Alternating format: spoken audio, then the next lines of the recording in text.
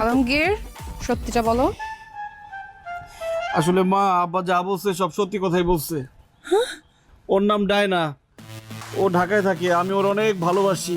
ওর বাবা অন্য জায়গায় ওর বিয়ে ঠিক করে ফেলছে, এই জন্য আমরা পালায় বিয়ে করছি, বিয়ে করে ঢাকা থেকে গ্রামে চলে আসছি। এখন যা হওয়ার তা হয়ে গেছে, আমাদের মাইনা নাও। চলো ডায়না, আব্বা আম্মা মাইনা নিছে।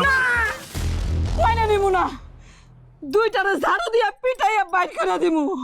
কত আশা ছিল আলমগীরের আব্বা, আমার একটা মাত্র ছেলের বিয়েতে আমি নাচবো, গাইবো, আনন্দ ফুর্তি করবো, পেটটা ভইরা আমি পোলাও কোরমা খাবো। এই আমার সমস্ত আশা তুই শেষ করে দিলি এভাবে।